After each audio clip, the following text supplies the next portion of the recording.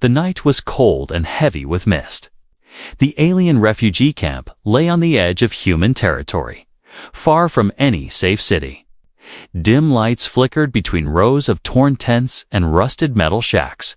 Ethan, a human trader passing through on his way to another colony, walked carefully through the narrow paths.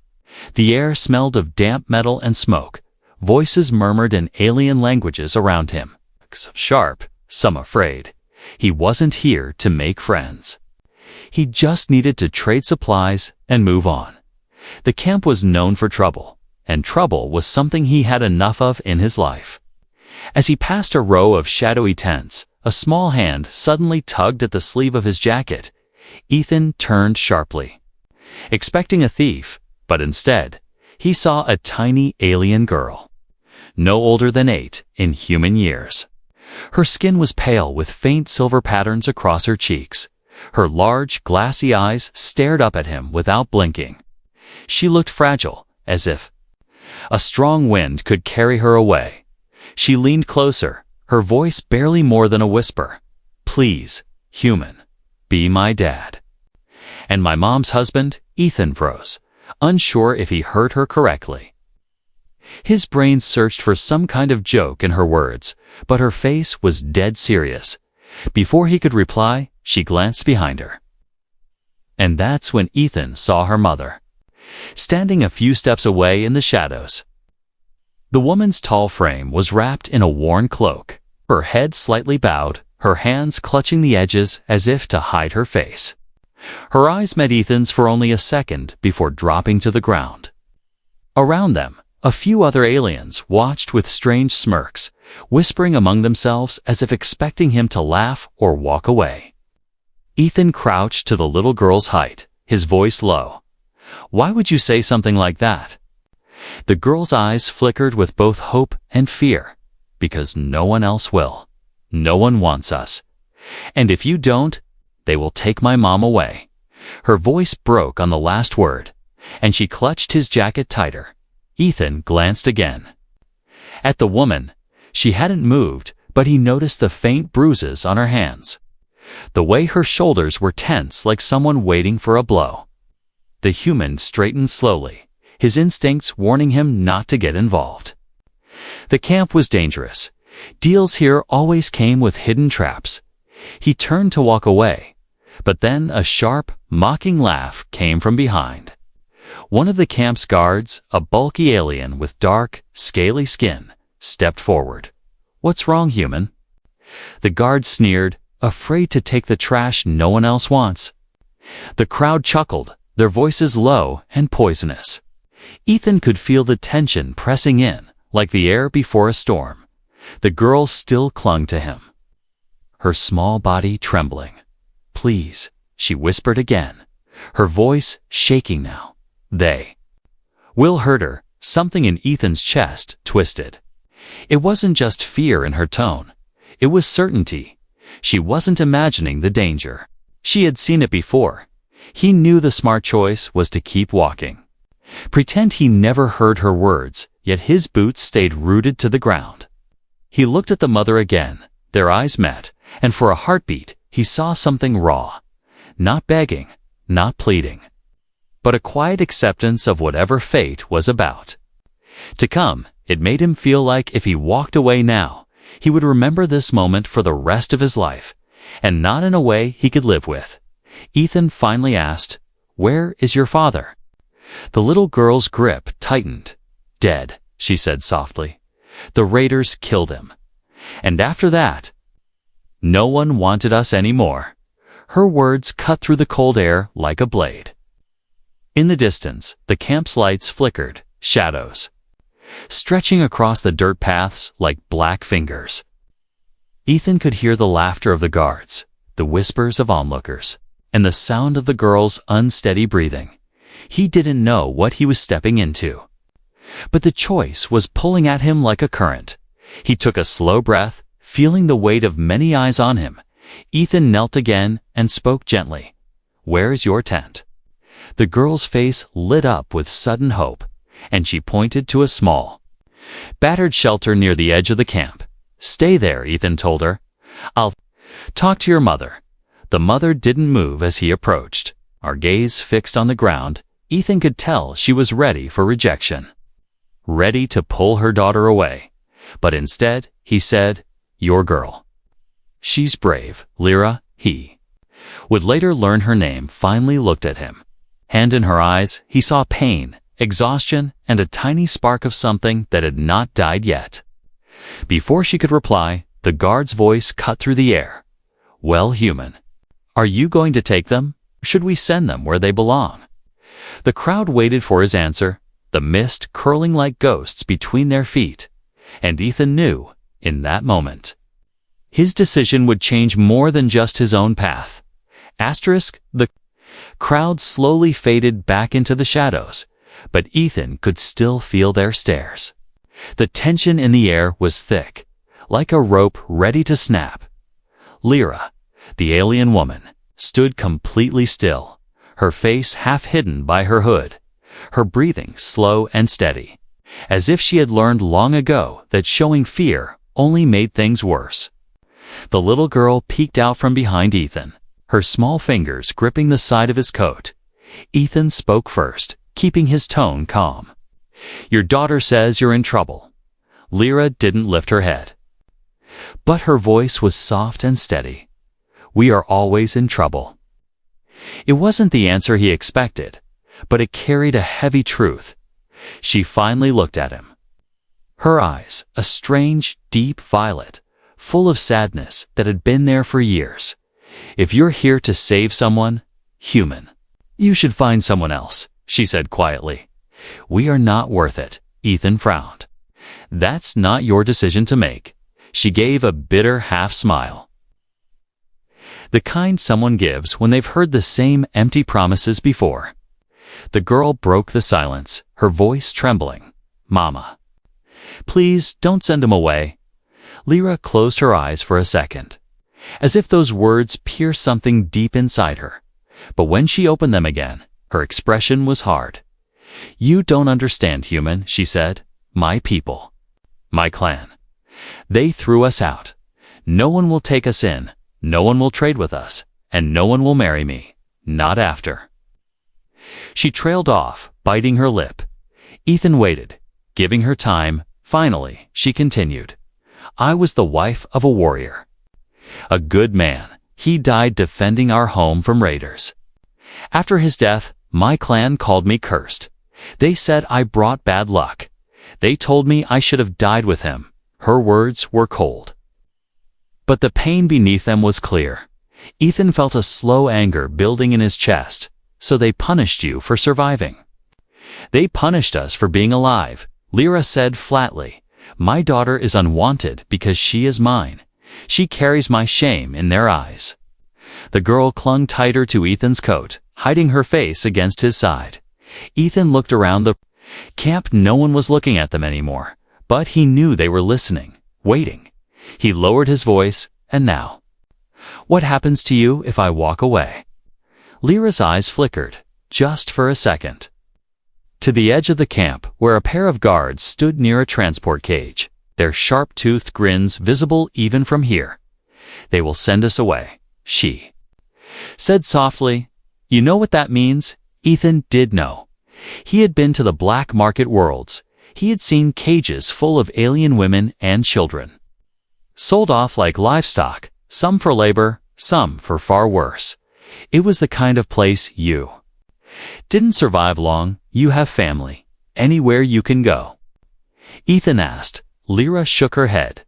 "Family is the first to close their doors."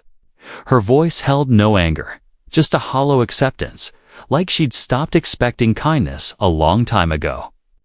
The girl suddenly pulled on Ethan's sleeve, whispering urgently, "Please, take us with you. We will work. We will be quiet. We will not be trouble." Her voice was too old for her age. The voice of a child who already knew how to beg for her life. Ethan's mind raced. He had no plan for this, no space on his ship for passengers, no idea how to care for an alien child. But he also knew he couldn't unhear her words. Couldn't. unsee the way she was holding him like he was the last piece of solid ground before the drop. Then, from behind, a deep voice interrupted.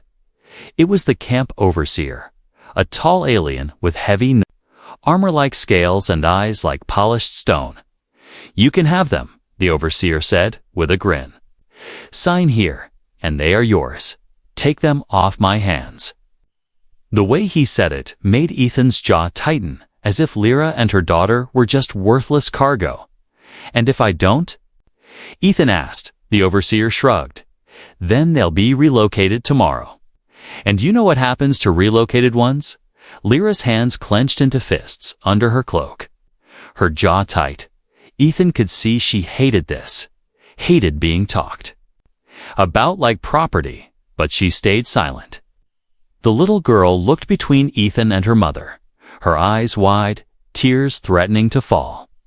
It was a moment that stretched forever, the sounds of the camp fading until all Ethan could hear was the thudding of his own heart.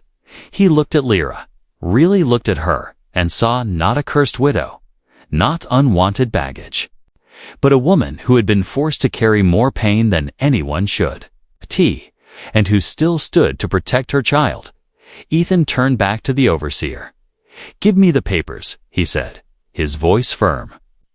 The overseer smirked, pulling out a thin metal tablet. "Your choice, human. Just remember, once you take them, they're yours forever."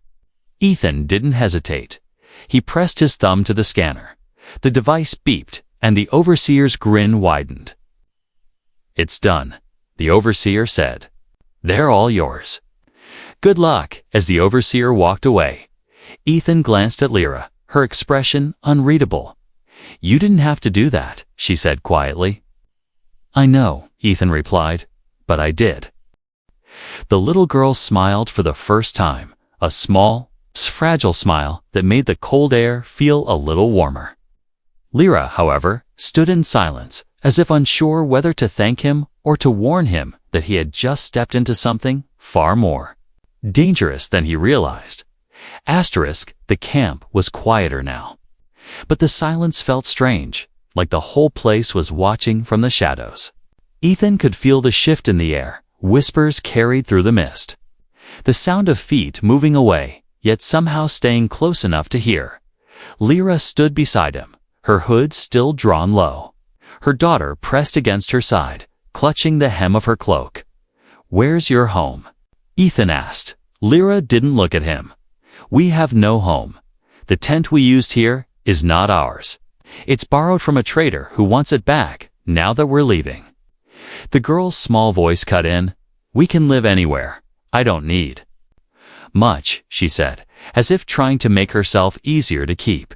Ethan looked toward the far end of the camp, where his small cargo ship sat under the dim light of a landing pole. It wasn't built for passengers, especially not for 2 extra lives who would now depend on him for everything. He rubbed his jaw, wondering if he was making the biggest mistake of his life. But when he glanced down, the girl's eyes were watching him, wide, fragile, and full of a hope she was too afraid to believe in. That look sealed his choice deeper than the signature he'd given earlier.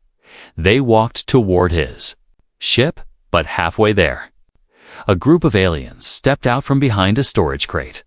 Blocking the path, Ethan's hand instinctively went to the side of his jacket where his concealed blaster rested. The leader, a thin alien with metallic scales, sneered, "Didn't think you'd actually take the cursed widow and her brat?" Ethan kept his voice calm. "Step aside." The alien smirked. "You'll regret it, human. Some burdens are better left behind." Lyra's hand tightened on her daughter's shoulder, her posture stiff. Ethan noticed she didn't flinch or step back. Instead, she kept her eyes locked on the leader until, with a low hiss, he stepped aside. They passed without another word. But Ethan could feel their eyes following. Inside the ship, the air was warmer.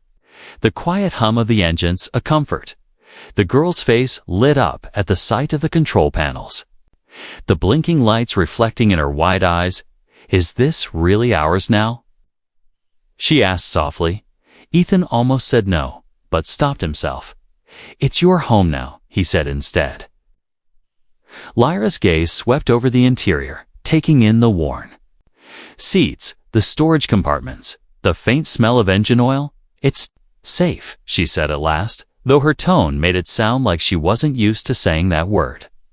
As the ship lifted from the dusty ground, Ethan glanced back at the camp, its lights already fading into the mist. Part of him felt relief at leaving, but another part knew that places like that never truly let you go once they were in space. Ethan engaged autopilot and turned to face them. "You need to tell me everything." Lyra's shoulders rose and fell in a slow breath. "You already know the basics. My husband died.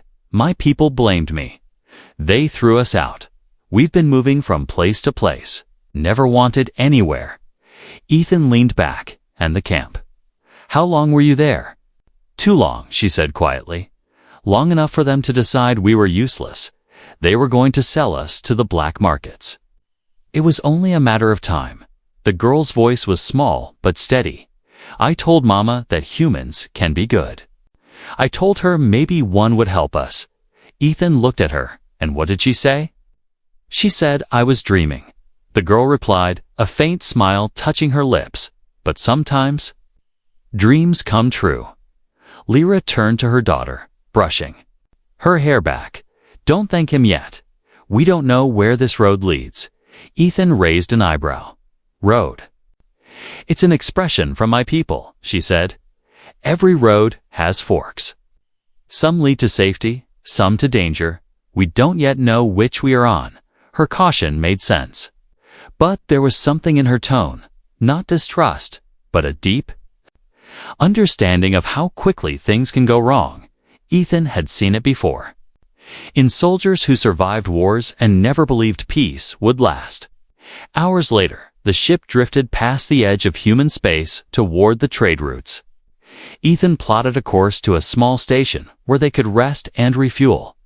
But as he worked, the girl curled up in one of the passenger seats, falling asleep almost instantly. Her head resting on her mother's lap, Lyra sat still, one hand resting gently on her daughter's shoulder, her eyes staring at the stars through the window.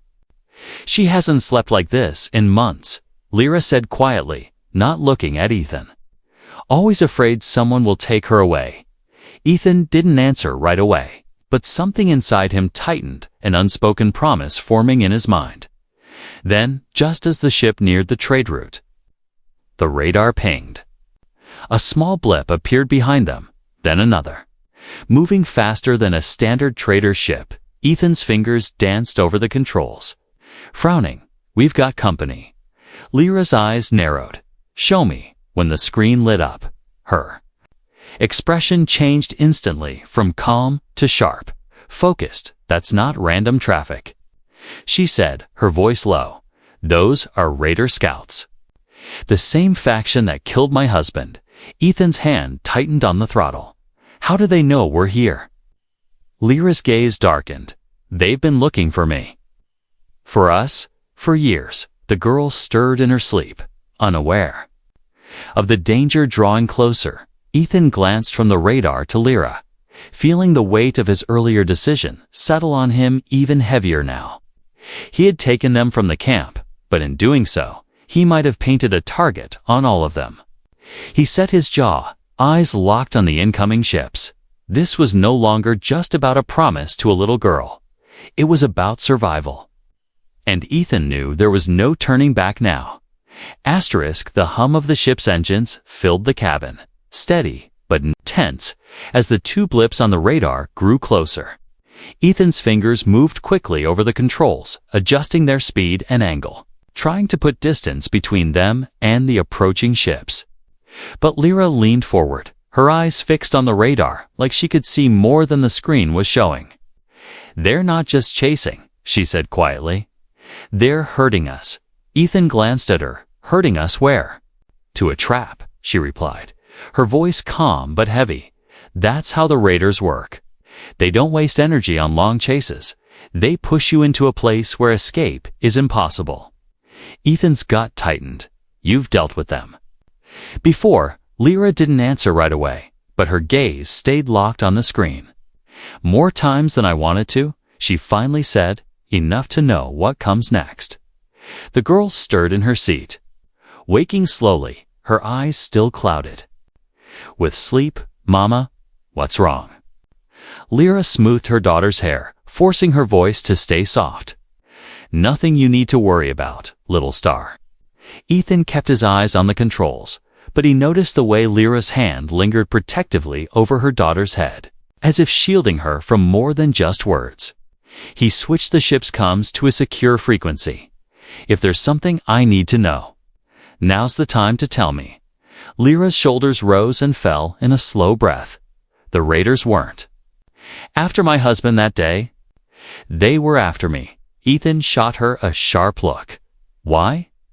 She kept her eyes forward, because I wasn't just a warrior's wife. I was a tactician for my clan's military. Her voice was flat, but the weight in it told Ethan she was revealing something she hadn't spoken about in a long time. I planned battles, she continued. I knew trade routes, supply lines, the weak points in other clans' defenses. The raiders thought if they captured me, it could break every territory in our sector. Ethan pieced it together quickly. And when they failed to take you, they killed your husband instead. Lyra's jaw tightened. Yes, and after that? My clan blamed me for his death, said I was a curse. Easier to throw me away than to face their own fear of the raiders. The girl looked between them, not fully understanding, but sensing the tension. Ethan kept his voice low. And now they've found you again. They never stopped looking, Lyra said. And if they take me this time, they'll use me until they break me. Then they'll kill her. She placed a hand on her daughter's shoulder without looking away from the radar. I will die before I let that happen. Something in Ethan's chest tightened at her words. There was no drama in her tone, only a calm, deadly promise. He changed their course sharply. Taking a longer route that skirted a dense asteroid belt, the raiders followed. But their distance closed slower now, the rocks forcing them to maneuver carefully. You're a good pilot, Lyra said suddenly. Watching the way he moved through the narrow gaps comes with the job, Ethan replied. Traders need to be fast, or they don't stay traders for long. Her lips curved into the faintest smile. And yet you stopped for us before Ethan could answer. The radar beeped again. A third blip appeared ahead, larger this time. Blocking the route out of the asteroid field, Lyra's voice was like steel. That's their trap. Ethan's mind raced. Suggestions. Her answer was immediate. Fight through before the net closes. Ethan arched a brow. Fight. In this ship, Lyra turned to him fully now. And for the first time, he saw something in her eyes. Not just sadness or fear, but the sharp, focused fire of a strategist. This ship is small, it's fast, and in the right hands. Dangerous. She said, and you are in the right hands, aren't you, human? Ethan smirked, despite the tension. Strap in. The ship dove sharply, slipping between two massive asteroids, debris flashing past the windows. The girl clutched her seat, her eyes wide, but she didn't cry. Lyra leaned forward, pointing to a cluster of rocks on the left. There, use the gap and swing wide. They won't expect it. Ethan followed her call, and the ship darted out from behind the cover at an angle that put them right on the flank of the big raider vessel. The element of surprise worked. The larger ship's guns missed entirely, their shots slamming into the asteroid walls instead. Ethan fired a burst from his own cannons. Targeting the ship's sensor array, sparks erupted from the enemy's hull, and their lights flickered. They can't track us now, Lyra said, her voice steady. Then let's make it count. Ethan replied, pushing the ship into a hard turn, weaving through the last stretch of rocks until the stars opened up before them. The radar showed the two smaller ships scrambling behind them, the big one slowing as it tried to recover from the damage. For now, they had space to breathe. Ethan glanced over at Lyra. You could have told me all this earlier? Her eyes softened slightly. "Would you have believed me?" He thought about it, then shook his head with a wry smile. "Probably not." The girl leaned against her mother, whispering, "Mama, are we safe now?" Lyra's hand rested on her daughter's head. "For now, little star." For now, Ethan knew the truth. They had escaped one fight, but the raiders would be back, and next time, they'd be ready. He didn't realize until then how much he'd already decided. He wasn't just delivering them somewhere safe, he was staying in this fight, because somewhere along the way, they'd stopped being strangers and had started becoming his responsibility. The quiet after the escape felt heavy, almost unnatural. Ethan kept his eyes on the radar, the screen clear for now, but he knew it wouldn't last. The raiders were patient hunters. They didn't need to win every chase. They just needed to make you tired, make you careless. Beside him, Lyra sat with her daughter sleeping against her side, her gaze fixed on the stars ahead. "You've been through this before," Ethan said quietly. Lyra nodded without looking at him. "Yes, and it never ends when you think it does." Her words carried no fear, only certainty. And that unsettled Ethan more than panic would have. He adjusted their course toward a remote trading station on the edge of human-controlled space. "We'll stop here, resupply, and then figure out the next move." Lyra's eyes shifted to the radar. "If they're still tracking us, they'll expect us to head for safety." Ethan gave a small grin. "Good thing I'm not going where they expect." An hour later, the station came into view, a floating cluster of metal and lights, surrounded by the quiet emptiness of space. It was the kind of place that sold anything, asked no questions, and looked the other way if trouble followed you. Ethan docked the ship smoothly, the clamps locking into place with a dull thud. Inside the station, the air smelled faintly of oil and fried food. Merchants called out from stalls, offering goods in a dozen languages. Ethan moved quickly, buying fuel cells and spare parts, while Lyra kept her daughter close, scanning the crowd with sharp, watchful eyes. She had a way of walking that made space around her. People seemed to sense the quiet danger in her presence. They stopped at a small food stall, the girl's eyes lighting up at the sight of fresh bread and fruit. Ethan bought her a handful of sweet pastries, earning a shy smile. It was a small thing, but he noticed how Lyra watched her daughter eat, as if seeing her enjoy something so simple was rare. But the peace didn't last, as Ethan carried the supplies back to the ship. He caught movement in the corner of his eye, two figures slipping into the shadow of a docking corridor. He pretended not to notice, walking calmly, but his hand brushed the grip of the blaster at his side. When they reached the ship, Lyra's voice was low. "We were followed." Ethan raised a brow. "You saw them too?" She nodded. One wore the crest of the raiders. The other was a station local, probably their contact. Ethan set the supplies down and locked the ship's ramp. "They're trying to mark us, so their fleet can pick up our trail." Lyra's jaw tightened. "We can't let them." The girl looked between them, sensing the tension. "Mama?" Lyra knelt, cupping her daughter's face. "Stay in the ship, little star. And do not open the door for anyone but us." Ethan and Lyra moved quickly through the narrow station corridors, blending with the crowd until they spotted the two men. Again near a cargo lift, the raider contact was talking into a device, describing their ship in detail. Without a word, Lyra stepped forward, her movements fluid. Controlled, she grabbed the device, slammed it against the wall, and, in the same motion, swept the man's legs out from under him. The local contact hit the floor with a grunt. His comms shattered. The raider turned to fight, but Ethan was already there, pressing the barrel of his blaster against his chest. "Wrong ship to follow, friend," he said in a low voice. The man's eyes flicked between Ethan and Lyra.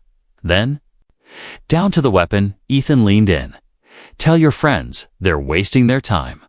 The raider spat on the ground. "She's worth more than you can imagine. Human, and they will never stop." Lyra's expression didn't change, but Ethan saw the faint flicker of pain in her eyes. They stepped back, letting the men scramble away. Knowing the warning wouldn't be enough to end it, back on the ship, the girl rushed to them. Relief flooding her face, Ethan closed the ramp and sealed the locks. "We can't stay here." Lyra agreed. "Every time we stop, they get closer. We need to disappear for a while." Ethan considered their options. He knew a few smuggler routes through old mining sectors. Places where signals were hard to track, it would be dangerous. But safer than letting the raiders keep a steady trail. He set the new course, feeling the ship hum as it prepared to jump. As they left the station behind, the girl leaned against Lyra, looking out at the streaking stars. "Where will we go now?" Lyra brushed her hair back. "Somewhere they can't find us." Ethan didn't say it out loud, but in his mind, he knew there was no such place. Not forever. He glanced at Lyra, her face calm, but her eyes distant.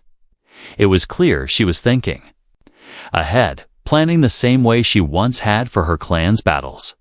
And Ethan realized that if they were going to survive this, they'd have to stop running eventually and take the fight to the raiders first. Far behind them, in the shadows of space, a small raider scout ship picked up their faint trail again, its engines burning slow and steady. The hunt wasn't over, not by a long shot. The ship's engines purred as they drifted through the old mining sector. Massive chunks of rock floating silently outside the windows.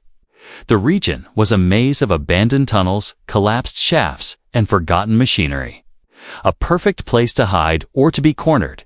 Ethan had chosen this path because it was off. The trade maps, no patrols, no stations, just space and stone. Lyra sat in the co-pilot's seat, her daughter asleep in the small cabin behind them. Her voice was low. "You know, they'll find us here too." Ethan didn't argue. "Yeah, but this time, we're going to be ready." He pulled up a 3D map of the mining tunnels, tracing a route with his finger. "There's a narrow choke point here," he said, pointing to a section where two huge asteroids had drifted close together, leaving only a small gap in between. "If we position the ship inside, we can force them to come at us one at a time." Lyra studied the map, her eyes sharp, "And we use the mining debris as cover." Ethan smirked. "Exactly, looks like." "I'm not the only one who can think like a soldier."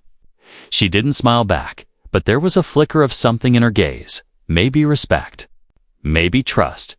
For the next few hours, they worked in silence, moving cargo crates, wiring the ship's small cannons to fire in a concentrated burst, even setting up a couple of makeshift explosives from spare fuel cells. Lyra handled the charges with steady hands, and Ethan noticed she never hesitated. Even when working with unstable materials. "You've done this before," he said quietly. Her voice was calm. "Once you've fought for your life, you don't forget how." When everything was ready, Ethan cut the engines and let the ship float in the shadow of a massive asteroid. The space beyond the gap was dark, silent, but he knew that silence wouldn't last.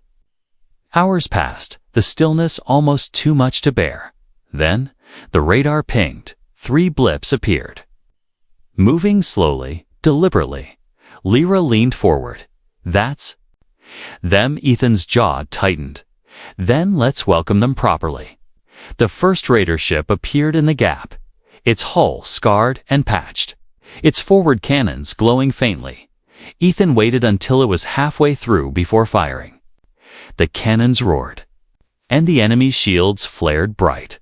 Lyra hit the trigger for the explosives, and a burst of debris and shrapnel slammed into the raider's side, tearing through its armor.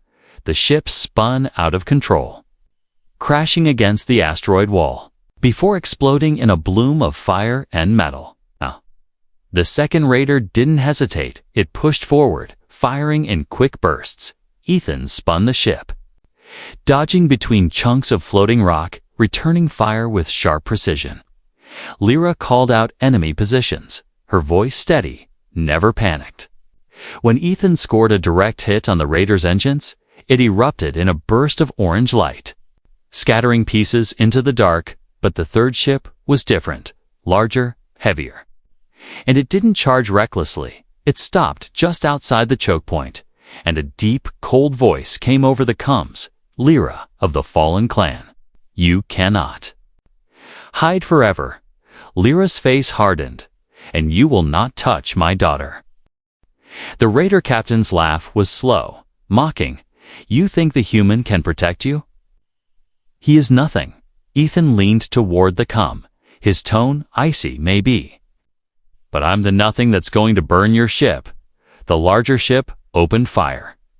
Heavy blasts shaking their hull. Ethan pushed the engines, darting forward into the open space, drawing the raider into the gap. It was a dangerous move. One wrong turn, and they'd be crushed against the asteroid walls. Now, Lyra shouted, hitting the last set of charges. The explosion ripped through the rock above the raider, sending massive chunks collapsing into the gap. The enemy ship tried to back out, but the debris slammed into its hull, cracking it open. A final, desperate shot from Ethan's cannons hit the fuel core, and the raider exploded in a thunderous flash, the light reflecting off the asteroid walls. Silence returned, but it was different now. The kind of silence that comes after a fight. You weren't sure you'd survive? Ethan let out a slow breath, leaning back in his seat. Lyra turned to him, her eyes meeting his. You didn't have to do this. Ethan gave a faint smile. I told you. I'm not leaving you to fight alone. In the cabin, the little girl stirred, calling softly, Mama?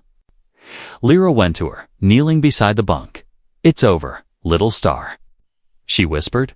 We're safe for now.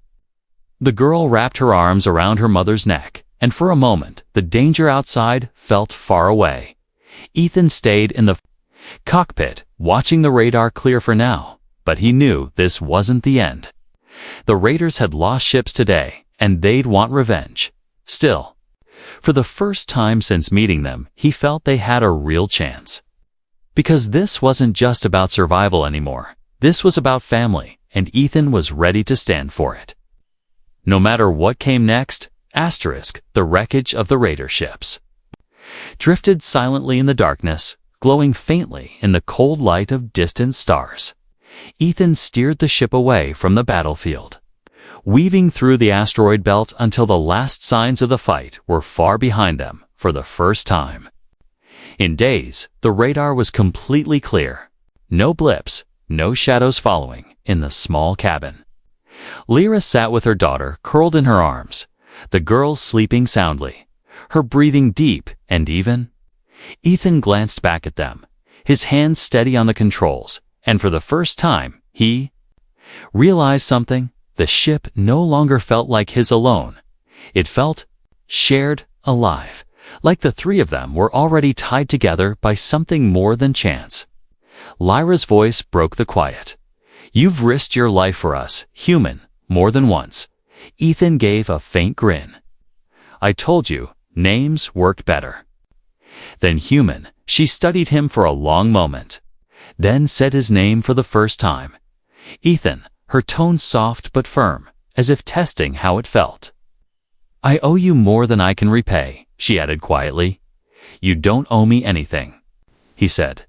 This isn't about debt. Her gaze didn't waver. Then why? He thought for a moment, his eyes on the stars ahead. Because she asked me to be her dad. And I don't break promises. Lyra's lips parted, but no words came.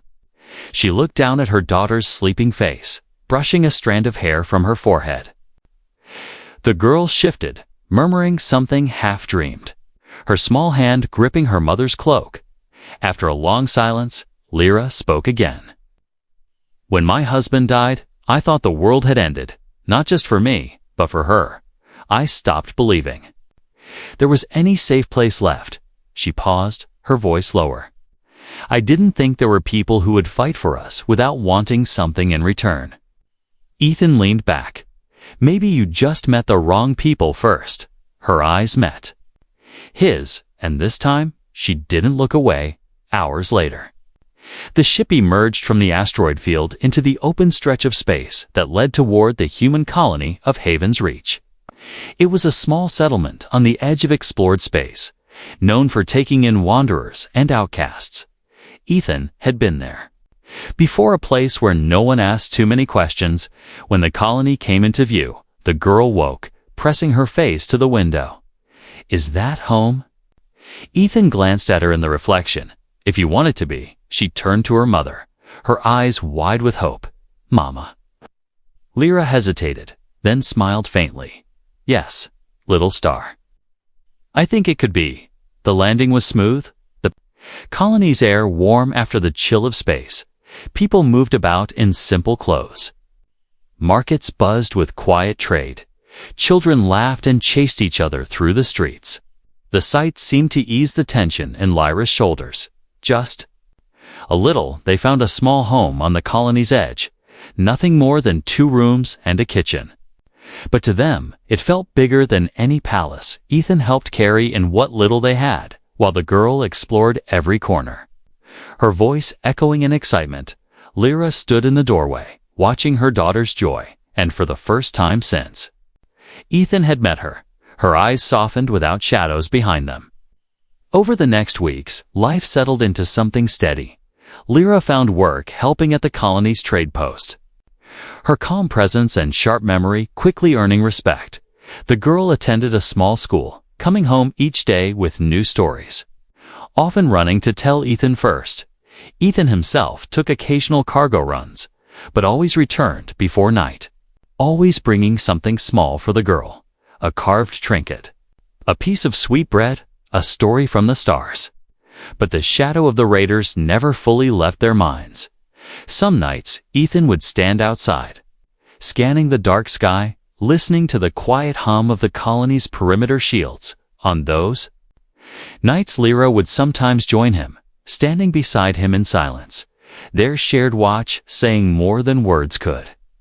One evening, as the sun dipped behind the distant hills, painting the sky in gold and deep violet, the girl came running from the house, clutching something in her hand.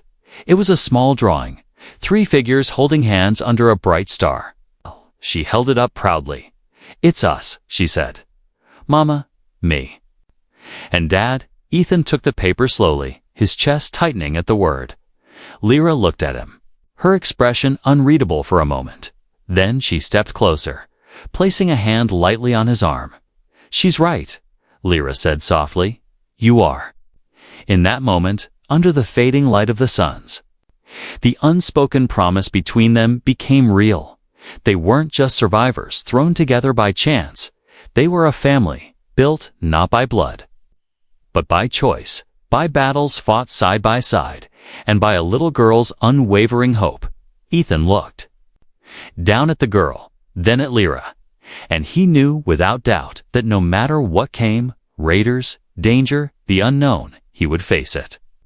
Because this was his place now, with them, and he wasn't going anywhere.